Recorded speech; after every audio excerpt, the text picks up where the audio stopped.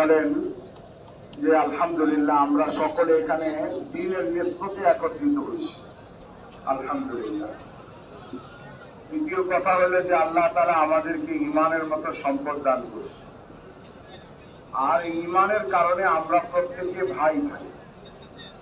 আর কোরআন সুন্নাহর মধ্যে এই কথাও আছে যে আমরা এক ভাই অপরের যাতে সংশোধনের ইসলাহের জিকির করি।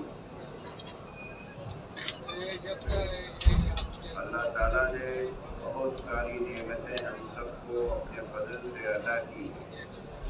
अल्लाह ने खुद फरमाया है कलाम पाक के लिए है कि हमारी नेमतों का अगर तुम शुमार करो, गिनती करो तो गिन नहीं सकते।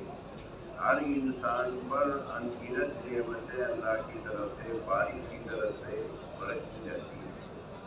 और अल्लाह पाक का ये रास्ता है जब बंदा उसकी नेमत पर शुक्र अदा करता है तो अल्लाह उस नेमत को बढ़ा देते हैं, चाहे जितनी बड़ी नेमत। और तो हमें अपने शुक्र की आदत डालना चाहिए।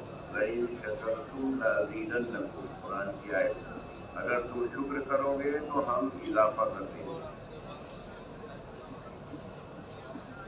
মেহমান বলেন যে ভাই আমাদের উপরে আল্লাহ পাকের অসংখ্য অগণিত বেশুমার বেহদ নিয়ামত আমাদের উপরে আল্লাহ তাআলার আছে এবং বর্ষিত হচ্ছে বৃষ্টির ন্যায় আল্লাহ পাকের রহমত আমাদের উপরে নিয়ামত আমাদের উপরে বর্ষিত হচ্ছে।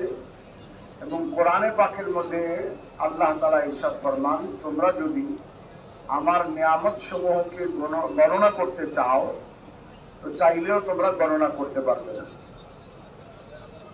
আর আল্লাহ তাআলা নিয়ামত দেওয়ার পরে আমাদের উপর একটা দায়িত্ব দিয়েছে যে আমরা যাতে ওই নিয়ামতের শুকর আদায় করি।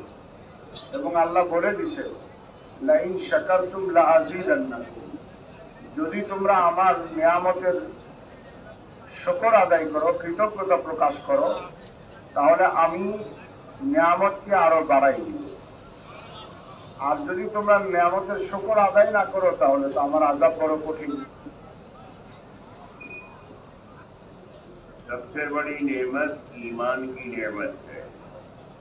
जो आदमी ईमान के साथ पूरी दुनिया से जाएगा, ईमान को बचा के ले जाएगा, चाहे राई के दाने के बराबर ईमान बचा के ले जाए, तो इस दुनिया से 10 गुनी बड़ी जन्नत हमेशा के लिए। जन्नत जो नेमतों का घर है, हमेशा हमेशा रहेगा। और अगर बगैर ईमान के कोई मर गया, चाहे उसके पास कितनी ही ज्यादा दुनिया हो, माल हो, होता हो, लेकिन बगैर ईमान के अगर कोई मर जाएगा तो हमेशा के लिए वो आग का ईंधन बना दिया जाएगा, जिसमें न मरेगा न वो जिएगा। বলেন যে আল্লাহ পাক আমাদেরকে যত নিয়ামত দিয়েছেন তার মধ্যে সবচেয়ে বড় নিয়ামত দিয়েছেন ঈমান। আমরা আল্লাহতে বিশ্বাসী, আখিরাতে বিশ্বাসী, আল্লাহ তাআলা আমাদেরকে ঈমান দিয়েছেন। এই বিশ্বাসের নিয়ামতটা হলো সবচেয়ে বড়। কারণ হাদিসে আসছে, যদি আমরা আমাদের এই নিয়ামতটাকে, ঈমানের নিয়ামতটাকে একদম অল্প সরিষার দানা পরিমাণও যদি বাঁচায় নিয়ে যেতে পারি, নষ্ট না করি, তাহলে আল্লাহ তাআলা এই পৃথিবীর চেয়ে 10 গুণ বড় একটা জান্নাত আমাদেরকে দান করবে। কিন্তু এর বিপরীত, যদি কোনো ব্যক্তি ঈমান নিয়ে যেতে না পারে, চাই তার কাছে সারা বিশ্ব থাকুক, ধন সম্পদ, পদ পদবী, শিক্ষা, ডিগ্রি সারা বিশ্বের মধ্যে সবচেয়ে বেশি হোক, কিন্তু ঈমান ছাড়া যাওয়ার কারণে সে জাহান্নামের আগুনের ইন্ধন বা জ্বালানি হবে। সেখানে না বাঁচতে পারবে না মরতে পারবে, না কখনো মৃত্যু হবে, না ভালোভাবে সে সেখানে বাঁচতে পারবে। इसलिए हमारे उलमाए कराम फरमाते हैं, ईमान को हमें बढ़ाना भी है और बचाना भी है, और मौत तक बढ़ाना है। उलमाए कराम अंबिया अलैहिस्सलातु वस्सलाम के वारिस है। अब क़यामत तक कोई नबी नहीं आएगा। प्यारे नबी सल्लल्लाहु अलैहि वसल्लम आखिरी नबी हैं, लेकिन उलमाए कराम क़यामत तक रहेंगे। इसलिए कहते हैं अगर उलमा से पूछ करके अगर हम जिंदगी गुजारेंगे तो बहकेंगे नहीं, गुमराह नहीं होंगे। उलमाए कराम ने ईमान को बढ़ाने के लिए भी कुछ नुस्खे बताए और बचाने के लिए भी बताए हैं। এই জন্য উনি বলেন যে ওলামা ইকরাম আমাদেরকে ঈমান যেহেতু সবচেয়ে বড় নিয়ামত, এর উপরে আখিরাতের মুক্তি নির্ভর করে। এই জন্য আমাদের ঈমানকে কি করে বাড়ানো যায় আর ঈমানকে কি করে সংরক্ষণ করা যায়, সুরক্ষিত রাখা যায়, এটার ব্যাপারে ওলামা ইকরাম আমাদেরকে বলছেন। যেহেতু পৃথিবীতে আর কোনো নবী আসবে না, তো কিয়ামত পর্যন্ত নবী আম্বিয়া ইকরাম আলাইহিমুসসালাতু ওয়াসসালামের ওয়ারিস হলো উলামা ইকরাম। এই জন্য আমরা আমাদের বাকি জীবন, আমাদের জীবনের প্রতিটি বিষয় একজন অভিজ্ঞ আলেমের কাছ থেকে জিজ্ঞাসা করে করে আমাদেরকে চলতে হবে। তো উলামা ইকরাম আমাদেরকে আমাদের ঈমানকে বাড়ানোর এবং আমাদের ঈমানকে সুরক্ষা করার আমাদেরকে কিছু নুসখা অর্থাৎ প্রেসক্রিপশন দিয়েছেন। आज हमारे पास ईमान तो है लेकिन बहुत ही कमजोर। कहते हैं कि इतना ईमान बढ़ाना और सीखना हर एक के लिए जरूरी है जो हराम से रुक जाए और अल्लाह के हुक्मों को पूरा करने वाला बन जाए और दीन का जो तकाजा आए उसको पूरा करे। इतना ईमान हर एक के लिए सीखना, उसको बढ़ाना जरूरी है। আজকে আমাদের কাছে ঈমান তো আছে, আমরা ঈমানদার বটে, কিন্তু আমাদের ঈমানের পরিস্থিতি খুব নাজুক, স্পর্শকাতর, খুবই দুর্বল। আমাদেরকে ঈমানের উপরে মেহনত করে এতটুকু ঈমান বানাতে হবে যে ঈমান আমাদের কাছে ন্যূনতম এতটুকু থাকতে হবে যে ঈমান আমাকে আল্লাহ পাকের প্রতিটি হুকুমের উপরে চলতে সাহায্য করে এবং আল্লাহ ও তার রসুলের পক্ষ থেকে বারণকৃত বস্তু থেকে আমাকে আত্মরক্ষা করতে সাহায্য করে এবং যে ঈমান আমাকে আল্লাহর হুকুম নবীর তরিকার উপরে চালায়। পাশাপাশি দিনই কোনো তাকাজা যদি আসে, চাহিদা যদি আসে, কোনো ব্যস্ততা আসে, সেই কাজের জন্য আমি সময় ব্যয় করতে প্রস্তুত হই। এতটুকু ঈমান বানানো প্রত্যেকের জন্যই জরুরি। मिसाल से बात समझ में आती है, किसी आदमी के पास सिर्फ 10 टका हो पैसा, अब वो कहे मैं तो बहुत पैसे वाला हूँ, तो लेकिन उतने इतनी मिकदार से उसकी कोई जरूरत नहीं, न खाना खा सकता, न कपड़े बनवा सकता, न मकान बना सकता, तो कहा जाएगा कि अपने पैसे की जो क्वांटिटी या मिकदार को बढ़ाओ तब तुम्हारी जरूरत पूरी हो। एक आदमी के पास थोड़ा सा पानी है गिलास में और कहे कि मैं पानी, मेरे पास पानी है, तो उतने पानी से न वो वजूद कर सकता, न प्यास पी सकती, न कोई और जरूरत पी सकती, तो कहा जाएगा पानी की मिकदार को बढ़ाए। ऐसे ही आज हम मुसलमान घर में पैदा हो गए, हमारे ईमान का ऐसे ही हाल, हमने इस पर कोई मेहनत नहीं की। इस मेहनत के जरिए से कहा जा रहा है कि मेहनत करके अपना जान माल लेके अल्लाह के रास्ते में फिर कर ईमान की दावत दें तो ईमान हमारा बढ़ेगा। তো উনি বলেন যে উদাহরণ দিলে জিনিসটা আমাদের বুঝতে সুবিধা হবে ঈমান বাড়ানো কমানোর ব্যাপারটা। উনি বলেন যে আমাদের মধ্য থেকে কারো কাছে 10 টাকা আছে, এখন সে কারো কাছে প্রকাশ করে যে আমি অনেক বড় সম্পদশালী, অনেক টাকার মালিক। আসলে পকেটে কয় টাকা আছে? 10 টাকা। এখন সে নিজেকে নিজে ভাবে যে আমি তো টাকার মালিক, আমার কাছে টাকা আছে, অথচ 10 টাকা দিয়ে সে না কাপড় বানাইতে পারবে, না 10 টাকা দিয়ে সে বাড়ি বানাইতে পারবে, না 10 টাকা দিয়ে সে গাড়ি কিনতে পারবে। মানে 10 টাকায় তার জীবন ধারণের উপকরণের বা আসবাব কোনো কিছু সে কিনতে পারবে না। কিন্তু আবার 10 টাকারে অস্বীকার করা যায় না যেটা টাকা না, টাকা বটে, তবে এই টাকায় তার জরুরত মিটবে না। একজন ব্যক্তির কাছে পানি আছে, ছোট্ট একটা গ্লাসে 1 গ্লাস পানি বা একটা কাপ, 1 কাপ পানি। এখন সে কি বলে যে আমার কাছে পানি আছে, গোসলের দরকার, পানি আছে, কাপড় ধোয়া দরকার, পানি আছে। অথচ এই 1 কাপ পানি দিয়ে বলেন গোসল হবে? গোসলও হবে না, অজু করতে চাইলে অজুও হবে না, খাওয়ার সময় পিপাসা মিটবে না, কাপড় ময়লা হলে কাপড় ধুইতে পারবে না। বলে এখন তাকে কি বলা হবে? ওই 10 টাকা এবং 1 কাপ পানিওয়ালাকে বলা হবে যে দেখো তোমার কাছে পানি আছে, কথাটা ঠিক, তোমার কাছে 10 টাকা আছে, টাকা আছে, এটা ঠিক, কিন্তু এতে তোমার প্রয়োজন মিটবে না। তুমি তোমার 10 টাকার এই কোয়ান্টিটিকে বাড়াও, 10 টাকাকে মেহনত ও পরিশ্রম করে বাড়াও, আর তুমি তোমার পানিকে বাড়াও।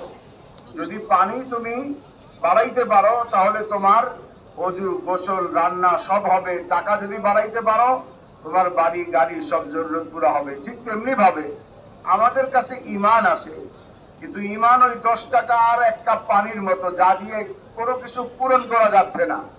সুতরাং যখন আমরা আল্লাহর রাস্তায় বের হব, দাওয়াত দিব, ঈমানের কথা আলোচনা করব, আখিরাতের কথা আলোচনা করব, তখন আমাদের এই ঈমানের পরিমাণটা বাড়বে এবং ওই পরিমাণ ঈমান হবে যে পরিমাণ ঈমান হলে আল্লাহর হুকুম মানা যায়, নবীর তরিকায় চলা যায়, আল্লাহর রসুলের বারণ করা বস্তু থেকে বেঁচে থাকা যায় এবং দ্বীনের তাকাজা পূরণ করা যায়। ईमान को बढ़ाने के लिए सबसे जो मुअज्जिल चीज है, एक तो वही जो शुरू में हमने बताया कि शुक्र करना, शुक्र करने से ईमान की मौजूदा नेमत के ऊपर शुक्र अदा करना, और खाना खाने के बाद की दुआ पढ़ी जाती है अल्हम्दुलिल्लाहिल्लज़ी अत'अमना व सक़ाना व जअलना मिनल मुस्लिमीन। तमाम ये शुक्र के कलमात। खाना दिन में कई बार खाता है आदमी, अगर दिल से इस दुआ को पढ़े, तमाम तारीफें उस अल्लाह के लिए हैं जिसने हमें खिलाया पिलाया और मुसलमान बनाया, ईमान वाला बनाया। अगर इस दुआ को रोज पढ़ेगा आदमी तो, और दिल से पढ़ेगा, तो खाने पीने की नेमत भी बढ़ेगी और ईमान की नेमत भी बढ़ेगी। तो एक नुस्खा तो ये बताया कि अपने शुक्र की आदत डालें, खूब शुक्र अदा करें। और दूसरा नुस्खा बताया ईमान की दावत। जितना आदमी ईमान की दावत देगा, लोगों को अल्लाह की तरफ बुलाएगा, अल्लाह की बड़ाई बयान करेगा, अल्लाह की सिफात को बयान करेगा, आखिरत को बयान करेगा, प्यारे नबी सल्लल्लाहु अलैहि वसल्लम के तरीके में कामयाबी है, इसकी दावत देगा। असल जिंदगी मरने के बाद की है, तो हमेशा की जिंदगी है, आखिरत की जिंदगी है। असल कामयाबी आखिरत की कामयाबी है। इन चीजों की जितना दावत देगा उतना आप जो दाई होगा, उसके ईमान में इजाफा होता चला जाएगा। तो भाई मेहमान बोलें যে ঈমান বাড়াইবার জন্য একটা নুসখা বা একটা পদ্ধতি হলো যে শুকর আদায় করা। যেরকম শুরুতেই উনি বলছেন লাইন শাকারতুম লাআযীদান্নাকুম, আল্লাহর নিয়ামতের শুকর আদায় করলে আল্লাহ পাক নিয়ামতকে বাড়াই দেন। তো আমরা যদি নিয়ামত অর্থাৎ ঈমান সবচেয়ে বড় নিয়ামত, এর উপরে যদি প্রতিদিন আল্লাহ পাকের শুকর আদায় করি, এতেও ঈমান বৃদ্ধি পাবে। যেমন আমরা খানার পরে দোয়া পড়ি, আলহামদুলিল্লাহিল্লাযী আত'আমানা ওয়া সাকানা ওয়া জাআলানা মিনাল মুসলিমিন। সমস্ত প্রশংসা ওই আল্লাহর জন্য যিনি আমাকে পানাহার করাইলেন এবং আমাকে মুসলমানদের অন্তর্ভুক্ত করেছেন। এটা যদি কেউ দিল থেকে পড়ে, বুঝে পড়ে এবং বুঝে শুনে সে শুকর করে যে আল্লাহ আমাকে মুসলমান বানাইছে, তো দিনে যদি 5 বার খানা খায়, 5 বার পড়ে, 5 বার শুকর আদায় করে, এই শুকরের দ্বারাও তার ঈমান বর্ধিত হয়। যেহেতু আল্লাহ তাআলা দোয়া শিখিয়েছেন এবং ওয়াদা করছেন যে শুকর আদায় করলে বৃদ্ধি পাবে, এই দোয়া পড়ার দ্বারা খাবারের মধ্যেও বৃদ্ধি পাবে নিয়ামত, আর ঈমানের মধ্যেও বৃদ্ধি পাবে ঈমান ও নিয়ামত। আর ঈমানকে বাড়াইবার আরেক পদ্ধতি হইল যে দাওয়াত দেওয়া, অর্থাৎ একজন ব্যক্তি সে অন্যকে আল্লাহর বরত্বের কথা, আল্লাহ পাকের সত্তার কথা, গুণাবলীর কথা, আল্লাহ পাকের ক্ষমতার কথা, জান্নাত জাহান্নামের কথা, আখিরাতের কথা যে যত বেশি দাওয়াত দিবে, আলোচনা করবে, তো এতে দ্বিতীয় নুসখা, এটা একটা প্রেসক্রিপশন। উলামা ইকরাম বলেন যে এতে করে তার ঈমান বৃদ্ধি পাবে এবং এরকম ঈমান হবে যেরকম ঈমান দ্বারা চাওয়া হয়, যেরকম ঈমান দ্বারা মানুষ আল্লাহ পাকের হুকুম পুরা করতে পারে, নবীর তরিকায় চলতে পারে। और तीसरी चीज जो बताई है उलमाए कराम ने, ईमान की मजालिस में मुहताज बन करके दीन की बात, ईमान की बात को सुनना। जैसे आप माशाल्लाह दूर दराज से, अपना मुख्तलिफ अजला से, डिस्ट्रिक्ट से सिर्फ आप ईमान की बात सुनने के लिए, इज्तिमा में बुजुर्गों की बात सुनने के लिए यहाँ आए हुए हैं मुजाहिदे के साथ। ऐसे इज्तिमा में अगर आदमी जब बात हो रही हो किसी की, उसमें अगर तलब के साथ मोहताज बन के बैठेगा और बात को इरादे से सुनेगा, तो उसके दिल में ईमान की लहरें उठने लगेंगी, जैसे समुद्र में लहरें उठती, और ईमान जो है वो बढ़ता चला जाएगा। ঈমান বাড়ানোর এক তৃতীয় পদ্ধতি হলো ঈমানের মজলিসে বসা, অর্থাৎ যেখানে ঈমানী আলোচনা হয়, ঈমান সংক্রান্ত বিষয়, আল্লাহ, আল্লাহর জাত, আল্লাহর সিফাত, আখিরাত, এই সংক্রান্ত কথাবার্তা, ঈমানের কথাবার্তা আলোচনা হয়। এরকম ঈমানের মজলিসে যখন কেউ বসে, যেমন আলহামদুলিল্লাহ আপনারা দূর দরাজ থেকে ইজতেমায় আসছেন এবং দ্বীনের কথা শুনতেই আসছেন, কি বলেন? তো যখন আমরা বসবো এবং কথাটা ইরাদাতান শুনবো, মানে এরকম না যে কানের উপর দিয়ে চলে গেছে। অনেক কথা আছে যে হাইটে গেলে কানে পড়ে, পয়সা অন্য কাম করতেছি কিন্তু কানে ঢুকছে, এরকম না। ঈমানের কথা ইরাদাতান, যে আমি এই ঈমানের কথা শুনতেছি আমার ঈমানকে বাড়ানোর জন্য। যখন কেউ এইভাবে ঈমানের মজলিসে, বিশেষ করে ইজতেমার মধ্যে যে ঈমানের কথা আলোচনা হয়, এই ঈমানের কথা ইচ্ছাকৃতভাবে ইরাদাতান কাসদান সেই কথাগুলি শুনে, তো তার ঈমানের মধ্যে এরকম ঢেউ উঠে যেরকম সমুদ্রের মধ্যে ঢেউ উঠে। और कलाम पाक अल्लाह का कलाम है, कुरान पाक। इसमें ज्यादातर आयात उलमाए कलाम फरमाते हैं ईमानियात से मुतल्लिक है। कुरान को जितना हम पढ़ेंगे, और अल्लाह तौफीक दे तो समझ कर पढ़ें, जो मोतबर उलमा है उनकी तफसीर से पढ़ें, या वैसे ही तिलावत करें, तो कुरान में अल्लाह ताला ने ये असर रखा है। जितना आदमी कुरान पढ़ेगा दिल का जंग दूर होगा और ईमान बढ़ेगा, ईमान में ताजगी पैदा हो। इसलिए जो है कुरान को खूब तिलावत करना चाहिए, खूब पढ़ना चाहिए, और अल्लाह का कलाम समझ कर फिर उसको समझने के भी उलमाए कलाम से कोशिश करना चाहिए और उसके मुताबिक जिंदगी गुजारने की कोशिश करना चाहिए। तो कुरान को जितना पढ़ेगा, जितना सीखेगा, उतना ही जो है, जैसे अल्लाह ताला ने कुरान की हिफाजत का वादा किया है, अल्लाह ने फरमाया इस कुरान को हमने उतारा है, हम ही इसके मुहाफिज हैं, इन्ना लहू लहाफिज़ून।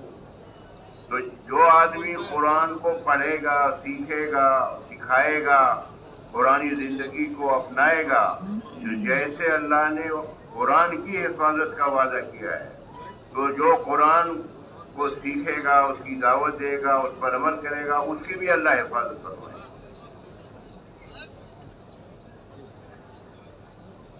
উনি বলেন যে ঠিক তেমনি ভাবে আরেকটি বিষয় হলো কোরআনে পাকের মধ্যে যেহেতু বেশিরভাগ আয়াত ঈমান সংক্রান্ত। আপনারা অনেকেই জানেন যে আল্লাহ পাকের নির্দেশাবলী মাত্র 400-500 আয়াত, আর প্রায় 6000 আয়াতের মধ্যেই ঈমান সংক্রান্ত কথা। তো এই ঈমানের কথা যখন কেউ তেলাওয়াত করবে, পড়বে, তো তাতেও তার ঈমান বৃদ্ধি পাবে। এবং এই কোরআন সম্পর্কে আল্লাহ তাআলা ওয়াদা করছেন, ইন্না নাহনু নাযালনা যিকরা ওয়া ইন্না লাহু লাহাফিজুন। এই কোরআনকে আমি নাজিল করেছি, আর এই কোরআনের রক্ষণাবেক্ষণের দায়িত্ব আমি নিয়েছি। অর্থাৎ এই কোরআনকে হেফাজত করা এটা আমার দায়িত্ব। সুতরাং আমরা যখন বেশি থেকে বেশি কোরআনে পাকের তেলাওয়াত করব, শিখব, যদি সম্ভব হয় অভিজ্ঞ কোনো আলেমের কাছে কোরআন তর্জমাও শিখব, অথবা কোনো আলেমকে জিজ্ঞাসা করে কোন তর্জমা পড়ব সেটা জেনে নিয়ে সেটাও করতে পারি। আর না হয় কমপক্ষে কোরআন শরীফ দেখে দেখে পড়া শিখতে পারলে কোরআন শরীফ দেখে দেখে পড়তে থাকবো। যে ব্যক্তি কোরআন বেশি থেকে বেশি পড়বে, তেলাওয়াত করবে, তো যেমনটা আল্লাহ তাআলা কোরআনের হেফাজতের দায়িত্ব নিয়েছেন, যে কোরআন বেশি থেকে বেশি পড়বে আল্লাহ তাআলা তার হেফাজতেরও दायित्व नहीं है। ये तो मैंने चंद बातें की जो ईमान को बढ़ाने के लिए उलमाए कराम ने बताई हैं। और ईमान को बचाना ये असल है।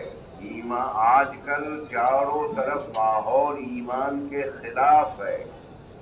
कहते हैं क़यामत के करीब ऐसा वक्त आ जाएगा, ऐसा जमाना, आदमी सुबह ईमान की हालत में होगा और शाम होते होते ईमान निकल जाएगा उसके अंदर। रात को ईमान की हालत में होगा, सुबह होते होते ईमान निकल जाएगा। ऐसा माहौल बन जाएगा पूरी दुनिया के। आज उस माहौल की हम देख रहे हैं चारों तरफ इब्तिदा हो चुकी है। इसमें अपने ईमान को बचाना सबसे ज्यादा फिक्र इसकी है होनी चाहिए कि कैसे हमारा ईमान महफूज रहे और हम ईमान को बचाकर कब्र में लेके पहुंच जाए। ये सबसे बड़ी नेमत है। উনি বলেন যে আমি যে কয়টা কথা বলছি এটা তো ঈমান বাড়ানোর কথা বলছি, কিন্তু এর চেয়ে একটা গুরুত্বপূর্ণ বিষয় হলো ঈমানকে বাঁচানো। শুরুতেই বলছিলাম ঈমান বাড়ানো এবং ঈমান বাঁচানো। উনি বলেন যে ঈমান বাঁচানো এটা আজকের এই সময়ে সবচেয়ে বেশি জরুরি। তার কারণ হলো এখন এমন একটা সময় আসছে যে হাদিসে পাকের মধ্যে ইরশাদ আছে যে একজন মুমিন সকালবেলা ঈমানদার অবস্থায় থাকবে, সন্ধ্যা হতে হতে তার ঈমান চলে যাবে, সে ঈমান নষ্ট করে ফেলবে, এমন কথা এমন কাজ করবে যে কথায় যে কাজে তার ঈমান নষ্ট হয়ে যাবে। আবার একজন মুমিন সন্ধ্যায় ঈমানদার হিসেবে সন্ধ্যা কাটাবে, রাত্রে ঈমান ছিল কিন্তু রাতের মধ্যেই সে এমন কথা এমন কাজ করবে সকাল হতে হতে তার ঈমান নষ্ট হয়ে যাবে, ঈমান তার কাছ থেকে ছুটে যাবে। তো আজকে প্রায় এরকম একটা সময় চলে আসে। এরকম এক মুহূর্তে আমার আপনার ঈমানকে বাঁচানো, ঈমানকে বাঁচাইয়া তারপরে নিয়ে যাওয়া, এইটা খুব জরুরি। खास तौर से जो लोग तलबा हैं माशाअल्लाह यूनिवर्सिटी में पढ़ रहे हैं, कॉलेजेस में पढ़ रहे हैं और डिग्री हासिल कर रहे हैं, तो डिग्री हासिल करना मना नहीं है। डॉक्टर बनना, इंजीनियर बनना, वकील बनना, साइंटिस्ट बनना। हमने भी इसी यानी यूनिवर्सिटी में पढ़ा और यूनिवर्सिटी में पढ़ा के अभी रिटायर हुए और 50 साल से ज़्यादा हो गया पढ़ते पढ़ाते हुए, और बहुत सारी यूनिवर्सिटीज़ में अल्लाह ने जाने का मौका दिया। यूनिवर्सिटीज़ का माहौल जो होता है वो जाहिर है मखलूत तालीम होती है, कहीं को एजुकेशन है वहाँ, और आपके यहाँ तो मालूम नहीं मुझे, लेकिन एक अक्सर जगहों पर अक्सर मुल्कों में देखा कि वहाँ ईमान का माहौल नहीं होता, बल्कि ईमान को फिक्र न करे तो ईमान कमजोर हो जाएगा। ऐसे माहौल में हम अपने ईमान को कैसे बचाएं, ये बहुत ही ज़्यादा ज़रूरी है। ख़ास तौर से जो कॉलेजेस और यूनिवर्सिटीज़ में पढ़ रहे हैं, पढ़ाई तो करनी है लेकिन उसके साथ साथ अपने दीन की, अपने ईमान की हिफाजत ज़रूरी है। তো মেহমান বলেন যে ভাই আমরা ইমান বাঁচানো, বিশেষ করে আমরা এখানে যারা বসা আছি, আমরা কলেজে অথবা ইউনিভার্সিটিতে পড়াশোনা করি। তো উনি বলেন যে কলেজে পড়া, ইউনিভার্সিটিতে পড়া নিষেধ তো নয়, ডাক্তার হওয়া, ইঞ্জিনিয়ার হওয়া কোনো নিষেধ নয়। উনি নিজের কথা বলেন যে আমি নিজেও ইউনিভার্সিটিতে পড়েছি এবং 50 বছর পর্যন্ত লম্বা সময় ইউনিভার্সিটির সাথে সম্পৃক্ত, পড়াইতে পড়াইতে এখন রিটায়ার্ড, অবসর হয়ে গেছেন। উনি আলিগড় ইউনিভার্সিটিতে ছিলেন। তো বলেন যে ইউনিভার্সিটিতে পড়াইছি আমরাও, কিন্তু 50 অর্থাৎ অর্ধশত ইউনিভার্সিটিতে সফর করা হয়েছে।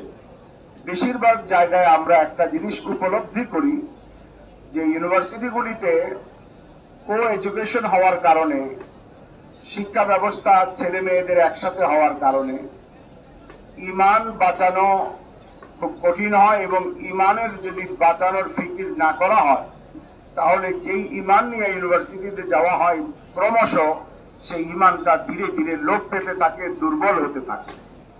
এই জন্য আজকের এই যুগে, এই সময়ে একটা দাবি হলো যে কিভাবে আমরা স্কুল, কলেজ, ইউনিভার্সিটিতে পড়বো আমরা, কিন্তু পড়ার সাথে সাথে আমরা আমাদের ইমানকে সংরক্ষণ করব, ইমানকে হেফাজত করব, ইমানকে বাঁচাবো, এটার ফিকির করতে হবে। ईमान को बचाने के लिए सबसे पहली चीज है, जरूरी चीज है, गुनाह से अपने आप को बचाना। गुनाह चाहे छोटा हो या बड़ा, वो सांप की तरह से है, बिच्छू की तरह से है, आग के अंगारे की तरह से है। अगर सांप छोटा हो, अगर वो काट ले, जहरीला मर जाएगा आदमी। ऐसे हर गुनाह चाहे छोटा हो या बड़ा अल्लाह को नाराज करने वाला है। और अगर आदमी जो है, अगर अल्लाह पाक नाराज हो गए तो आदमी नाकाम हो जाएगा, हिलाक हो जाएगा। तो हर गुनाह से अपने को ऐसे बचाना जैसे सांप, बिच्छू और आग से बचा जाता है। তো বলেন যে ইমান এর সুরক্ষার জন্য, ইমানকে বাঁচানোর জন্য মৌলিকভাবে প্রথম বিষয় হলো গুনাহ থেকে আত্মরক্ষা করা, গুনাহ থেকে বেঁচে থাকা।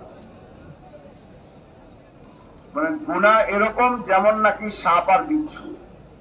গুনাহ যত বড় হোক অথবা যত ছোটই হোক, গুনাহ থেকে, নাফরমানি থেকে, আল্লাহ তাআলার অবাধ্য হওয়া থেকে বেঁচে থাকতে হবে যদি ইমানকে সংরক্ষণ করতে হয়, বাঁচাইতে হয়।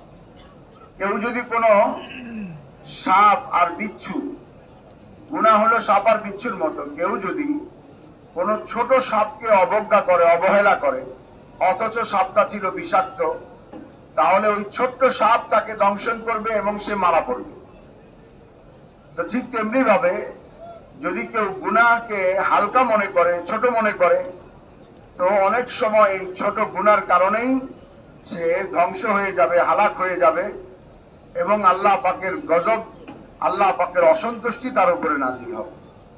এই জন্য গুনাহ থেকে বাঁচা, আত্মরক্ষা করা ইমান বাঁচানোর প্রথম এবং মৌলিক উপাদান, মৌলিক উপকরণ। गुनाह अगर हो जाए तो फौरन तौबा करे, अल्लाह से माफी करे। अल्लाह बहुत माफ करने वाले हैं। मायूस न हो आदमी और बार बार तौबा करता रहे। तो और दूसरी चीज है सुन्नत की इत्तिबा करना।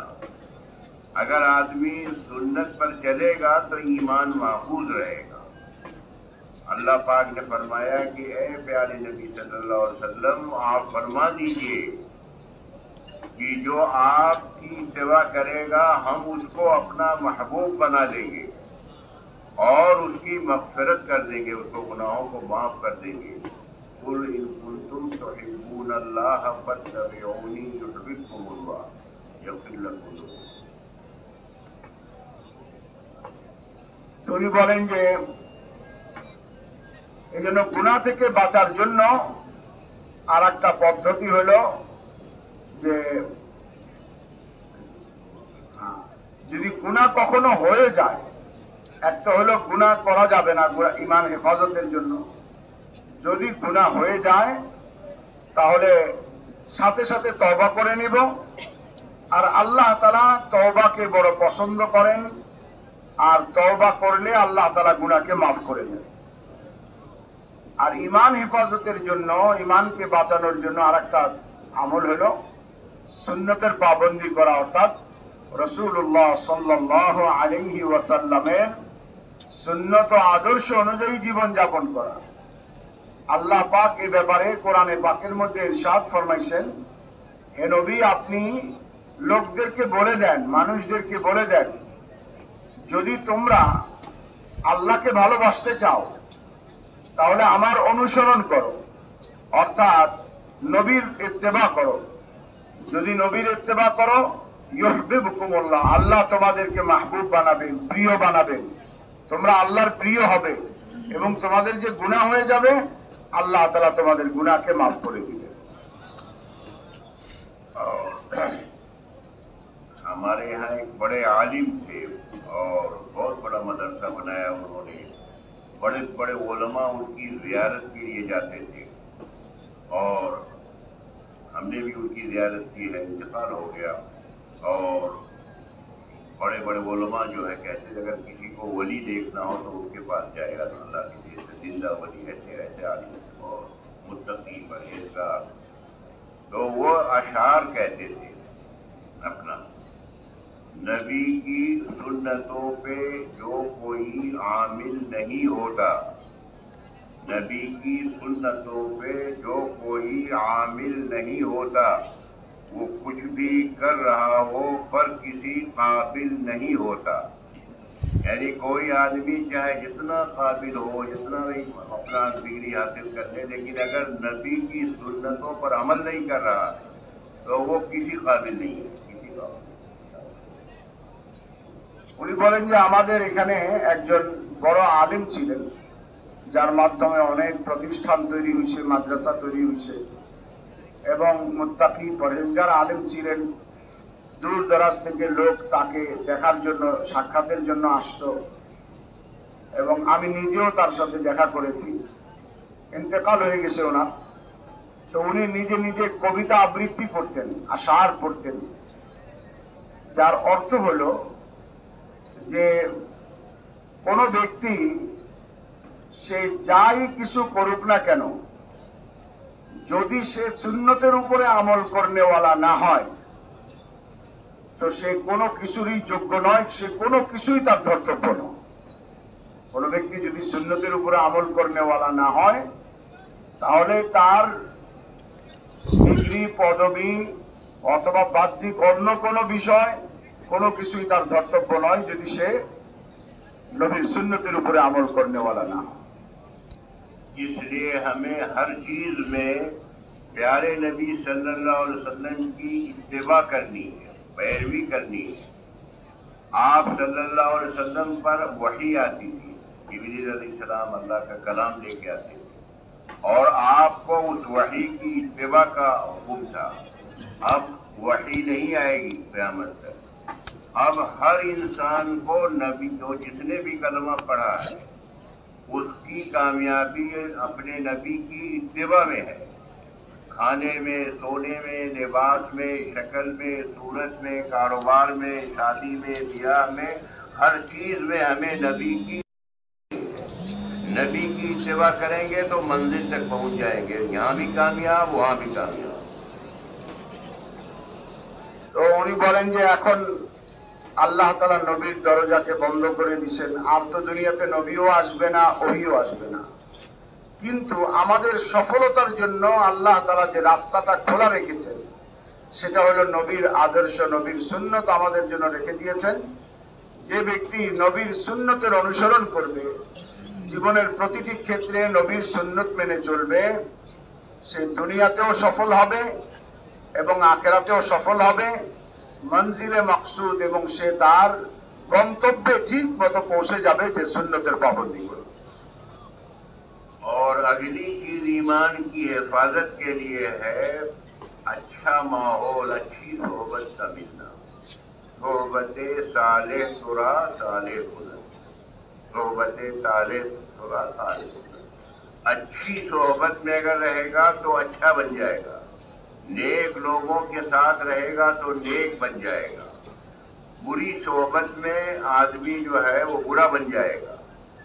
हजरत मौलाना ज़करिया साहब रहमतुल्लाह अलैह जो फ़ज़ाइल अमाल लिखी है, उनके वालिद साहब मौलाना मोहम्मद यहिया साहब रहमतुल्लाह अलैह वो पढ़ाते थे। और हजरत शेख ने लिखा है कि सबसे ज्यादा मुज़िर चीज तलबा के लिए, नौजवानों के लिए बुरी सोहबत है। अगर किसी के बुरे दोस्त हो गए, सोहबत उसकी खराब हो गई, तो वो हिलाक हो जाएगा। दोस्त उसको ले डूबे हैं, खुद तो डूबे हैं सनम, तुमको भी दो डूबे। इसलिए वो हजरत शेख वो फरमाते थे, लड़का या स्टूडेंट चाहे गरीब घराने का हो, ज्यादा ज़हीन न हो, लेकिन अगर सोहबत अच्छी उसकी है, पूरी सोहबत से बचा हुआ है और मेहनत में लगा हुआ है, अपनी मेहनत से काम में, तो वो काम का बन जाएगा। लेकिन अगर कोई चाहे जितना इंटेलिजेंट हो, जितने बड़े घर का हो, बड़े घराने का हो, लेकिन अगर उसके दोस्त उल्टे सीधे हो गए तो उसको ले डूबेंगे, वो खुद डूबे उसको भी डूबो देंगे। ইমান বাঁচানোর আরেকটা নুসখা, আরেকটা প্রেসক্রিপশন। ইমান বাঁচানোর আরেকটা মাধ্যম হলো সৎসঙ্গ। আমরা বাংলায় বলি সৎসঙ্গে স্বর্গবাস, অসৎ সঙ্গে সর্বনাশ। এটাকে, এই কথাটা বিভিন্ন ভাষায় আছে, ফার্সিতেও আছে। সোহবতে তোরা, সোহবতে সালেহ তোরা সালেহ কুনাত, সোহবতে তালেহ তোরা তালেহ কুনাত। সৎ লোকের সঙ্গ তোমাকে সৎ বানিয়ে দিবে, অসৎ লোকের সঙ্গ তোমাকে অসৎ বানাবে। এই জন্য একজন ছাত্রের জন্য, বিশেষ করে হযরত মাওলানা জাকারিয়া সাহেব রাহমাতুল্লাহি আলাইহি, যিনি ফাজাইলে আমাল লিখছেন, এই যে আমরা তালিম করি যে কিতাব ফাজাইলে আমাল, ফাজাইলে সাদাকাত তালিম করি, তো আমরা বাসায়ও করব, কলেজ ইউনিভার্সিটির ক্যাম্পাসেও ফাজাইলে তালিম করব, ঠিক আছে ইনশাআল্লাহ। হ্যাঁ, বড় বরকতওয়ালা কিতাব, কারামতের কিতাব। তো এই কিতাব যিনি লিখেছেন, যিনি ফাজাইলের কিতাব লিখেছেন, ওনার আব্বা ছিলেন মৌলানা ইলিয়াস সাহেব রহমাতুল্লাহ আলাইহির ভাই মৌলানা ইয়াহইয়া সাহেব রহমাতুল্লাহ আলাইহি। তিনি বলতেন যে ছাত্রদের জন্য সবচেয়ে ক্ষতিকারক বস্তু হলো অসৎ সঙ্গ বা অসৎ বন্ধু। একটা মেধাহীন ছাত্র, গরিব ঘরের ছাত্র, যদি সে একটা ভালো বন্ধু পেয়ে যায় আর সে পরিশ্রম করে, লেগে থাকে, তাহলে এই ছাত্রটা দেখা যায় ভবিষ্যতে অনেক কাজের হয়ে যায় এবং অনেক দূর পর্যন্ত সে আগায় যায়। আর যদি একটা ভালো ঘরের, ভালো ফ্যামিলির একটা ছেলে আর অত্যন্ত মেধাবী ছাত্র, কিন্তু তার সঙ্গটা পড়ে গেছে মন্দ, তাহলে এই মন্দ সঙ্গের কারণে সে নিজেও নষ্ট হয়, বা ওই ব্যক্তি যার অসৎ সঙ্গে পড়ছে সে নিজেও নষ্ট হয়, একেও নষ্ট করে। যেটাকে উনি উর্দু একটা পংক্তির মাধ্যমে বলছেন, খুদ তো ডুবে হে সনম তুমকো লেকার ডুবেঙ্গে, মানে আমিও গেছি তোরেও খাইছি। আল্লাহু আকবার, বুঝছেন না? আমিও গেছি তোরেও খাইছি। এই জন্য বলছে ইমান বাঁচানোর জন্য একটা সবচেয়ে সুন্দর ভালো একটা নুসখা হলো যে সৎসঙ্গ, ভালো মানুষ, ভালো মাহল, ভালো পরিবেশ অবলম্বন করা। যদি ভালো পরিবেশে থাকা হয় তাহলে ইমান সুরক্ষিত থাকবে, আর যদি মন্দ পরিবেশে যাওয়া হয় তো ভালো ইমানও নষ্ট হয়ে যাবে। ये दीन की मेहनत, तबलीग की मेहनत जिसको कहा जाता है, दावत की मेहनत, ये आदमी को कीमती बनाने वाली मेहनत है। जो भी इसमें लग जाए, चाहे मजदूर हो, चाहे तालिब इल्म हो, चाहे टीचर हो, चाहे डॉक्टर हो, चाहे वजीर हो, जो इस मेहनत में लग जाएगा अपनी आखिरत बनाने की नीयत से, अल्लाह को राजी करने की नीयत से और खिदमत की नीयत से, इसके अलावा कोई नीयत न हो, अल्लाह राजी हो जाए, मेरी आखिरत बन जाए, मेरा ईमान पर खात्मा हो जाए और मैं अल्लाह की बंदों की खिदमत करूंगा और उनके काम आऊंगा, तो अल्लाह की मदद मेरे साथ होगी। जो जमीन वालों पे रहम करता है, अल्लाह उस पे रहम करता है। तो ये काम अल्लाह की बड़ी नेमत है। जो इसमें लगेगा तो उसका ईमान भी बचेगा, उसको अच्छा माहौल मिलेगा, उसको दावत देने का मौका मिलेगा, उसको अच्छी सोहबत मिलेगी, सारी चीजें आसान हो जाएंगी अगर अपने आप को इस मेहनत से जोड़ दिया। তো বলেন যে ভাই ইমান বাঁচানোর জন্য দাওয়াত ও তবলিগের এই মেহনত, দ্বীনের মেহনত, আমরা যাই বলি, যদি আমরা এই মেহনতের সাথে লেগে থাকি এবং এই মেহনতটাকে অন্য কোনো উদ্দেশ্য না নিয়ে শুধুমাত্র কেবলমাত্র আল্লাহকে সন্তুষ্ট করার জন্য, নিজের ইমানকে বাঁচানোর জন্য, এবং এই মেহনতকে এই জন্য করি যে আমি খাদিম হই, অর্থাৎ আমার দ্বারা অন্য মানুষের উপকার হয়, আমি অন্য মানুষের ইমান বাঁচানোর জরিয়া হয়ে যাই, এরকম যখন নাকি কেউ খালিস আল্লাহর জন্য এই মেহনত করতে থাকে, তো এই মেহনতের দ্বারা সে পিছনের বাঁচানো বস্তুগুলি সবই পেয়ে যায়। ভালো সঙ্গ যেটা দরকার ইমান বাঁচানোর জন্য, এই দাওয়াতের মেহনতের মাধ্যমে আলহামদুলিল্লাহ সে ভালো সঙ্গ পেয়ে যায়। ইমান বাঁচানোর জন্য দাওয়াত দরকার, দাওয়াতের দ্বারা ইমান বাড়ে, তো আলহামদুলিল্লাহ সে দাওয়াত দেওয়ার সুযোগ পেয়ে যায়। তো যখন কেউ দাওয়াত ও তবলিগের মেহনতের মধ্যে লাগে আল্লাহকে রাজি করার জন্য, আখিরাতকে সুন্দর করার জন্য, ইমানের সাথে খাতমা, ইমান নিয়ে দুনিয়া থেকে যাওয়ার জন্য, তো আল্লাহ তাআলা এই মেহনতের মাধ্যমে তার ইমানকে রক্ষা করেন, এমন যে সে ইমানের পরিবেশ পেয়ে যায়, ইমানের দাওয়াত দিতে পারে এবং ইমান বৃদ্ধির সকল আমলের মধ্যে সে শরীক হতে পারে। और हमने अल्हम्दुलिल्लाह 16 साल की उम्र में वक्त लगाना शुरू किया। सन 71 में हमने 1 महीना लगाया 20 दिन मेवात में और दूसरी जगहों पर पढ़ाई शुरुआत की अलीगढ़ में आकर के। और हमारे एक सीनियर थे जो PhD कर रहे थे जूलॉजी में, इंग्लैंड में बहुत काम किया, वही इंतकाल हुआ, साइंटिस्ट थे वो। उन्होंने कहा हमारे कमरे पे आके कि अगर देखो 2 बातें अगर कोई तालिब इल्म पकड़ ले, एक तो मशवरे से चले, बड़ों से पूछ कर हर काम, पढ़ाई भी हर चीज, दूसरे खिदमत, मशवरा और खिदमत। तो हमने देखा 71 से लेके और आज 54-55 साल हो गए अलीगढ़ में ही रहते हुए, जिन तलबा ने ये 2 बातें पकड़ ली, मशवरा और खिदमत और जमात से जुड़े रहे, तो अल्लाह ने उनसे मुल्कों में काम किया, बर्र-ए-आज़मों में काम किया और दुनियावी एतबार से नवाजा और खूब अल्लाह ने दीन का काम किया।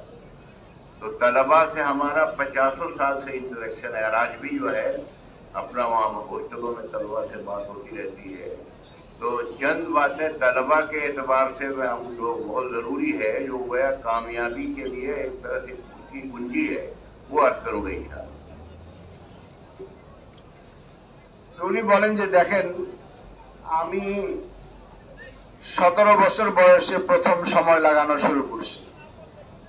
71-এ আমি আলিগড় ইউনিভার্সিটির ছাত্র ছিলাম, তখন আমার 17 বছর বয়স ছিল।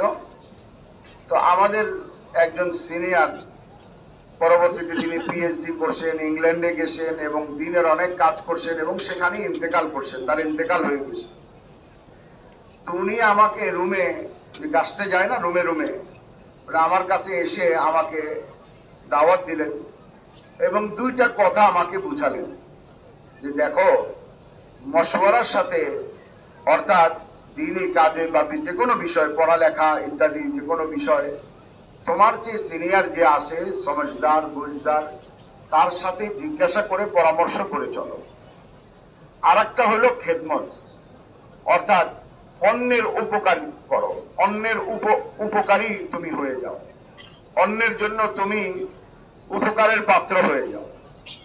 এক কথায় মশওয়ারা এবং খেদমত। উনি বলেন এই কথা বলছে আজকে 54-55 বছর হয়ে গেছে। আলিগড় ইউনিভার্সিটিতে এখনো পর্যন্ত সে সময়কার যারা জীবিত আছেন, এই 2টা বিষয়, এক হলো মশওয়ারা এবং খেদমত, এই 2টাকে যারা আঁকড়ে ধরেছেন আর দাওয়াত ও তাবলীগের কাজে যুক্ত আছেন, আল্লাহ তাআলা তাদেরকে দ্বীনের লাইনে বর্রে আজম অর্থাৎ এই আমাদের হিন্দুস্তান, পাকিস্তান, বাংলাদেশ, শুধু এই অঞ্চল নয়, আল্লাহ তাদেরকে দিয়ে সারা বিশ্বে অনেক কাজ নিয়েছেন। আর দুনিয়ার লাইনেও আল্লাহ তাআলা তাদেরকে অনেক উপরে উঠিয়েছেন। তো যেহেতু ছাত্রদের সাথে আমার পরিচয় এবং তাদের সাথে কথোপকথন, তাদের সাথে ওঠা বসা ইউনিভার্সিটিতে থাকার কারণে দীর্ঘ সময়ের আসে, আমি সেই অভিজ্ঞতার আলোকে কয়েকটা গুরুত্বপূর্ণ জিনিস আপনাদেরকে বলছি। समझदार आदमी वो है जो लोगों के तजर्बे से फायदा उठाए, यानी जो लोग तजर्बा करके उम्र के आखिरी मरहले में पहुंच चुके हैं। आप हजरात तो अभी स्टूडेंट हैं, आपको अपना जाहिर है अपनी पढ़ के डिग्री हासिल करनी है, फिर और अपना दीन का काम करना है और जिम्मेदारियां संभालनी है, मुख्तलिफ शोबों में जाएंगे। इसी कॉलेज और यूनिवर्सिटी ही से निकल करके दूसरे शोबों में लोग जाते हैं। कोई डॉक्टर बनता है, कोई हॉस्पिटल चलाता है, कोई फैक्ट्री चलाता है, कोई इंजीनियर बनता है, कोई एडमिनिस्ट्रेशन में जाता है, सब इसी कॉलेज यूनिवर्सिटी से। स्टूडेंट लाइफ में लगना आसान होता है, सब माशाल्लाह इंटेलिजेंट है, और ये उम्र जो जवानी की उम्र है सबसे इम्पोर्टेंट उम्र है। इसी में आदमी बनता है या बिगड़ता है, दुनिया के एतबार से भी और आखिरत के एतबार से। इसके लिए चंद चीजें इंतहाई जरूरी हैं जो गौर से सुने। दो चीजें हैं, एक तो होती आदमी की जरूरत और एक होता है मकसद जिंदगी का। जरूरत जो होती है मकसद पूरा करने के लिए, खाना, कपड़ा, मकान, सवारी, निकाह, ये 5 जरूरतें हैं। ये डिग्री भी इसीलिए हासिल की जाती है ताकि हमको नौकरी मिले या हम बिजनेस करें डिग्री लेके, ताकि ये हमारी जरूरतें पूरी हो जाए। ये मकसद नहीं है खाना, बल्कि जरूरत है, खाना, कपड़ा, मकान, सवारी, निकाह। मकसद हमारा अल्लाह की इबादत करना है। वमा खलक़तुल जिन्न वल इंस इल्ला लियअबुदून। इसीलिए जिन्नात इंसान की तफसीलात मौलाना के तफसील से बयान है। और मकसद हमारा इबादत है। इबादत यानी पूरे दीनदार बनना, दीन पर चलना मकबूल है। और नबी नहीं आएगा, हम प्यारे नबी सल्लल्लाहु अलैहि वसल्लम आखिरी नबी के उम्मती हैं, तो हमें दीन की नुसरत करनी है, दीन का मददगार बनना है। पूरू अंसार अल्लाह, ये 2 मकसद हैं, इबादत, दावत, दीनदार बनना और दीन का मददगार बनना। और खाना, कपड़ा, मकान, सवारी, इनका ये जरूरत है, दोनों में डिफरेंशिएट करना जरूरी है। উনি বলেন যে ভাই দেখেন, বুদ্ধিমান লোক তারা যারা অভিজ্ঞ লোকদের অভিজ্ঞতাকে কাজে লাগায়। উনি বলেন যে আপনারা এখন ছাত্র, পড়াশোনা করতেছেন, তারপরে পড়াশোনা শেষ করে কেউ ডাক্তার হবেন, কেউ ইঞ্জিনিয়ার হবেন, কেউ প্রশাসনিক কাজে বড় অফিসার হবেন, তারপরে গিয়ে আপনার কাজ করবেন, তারপরে অভিজ্ঞতা হবে।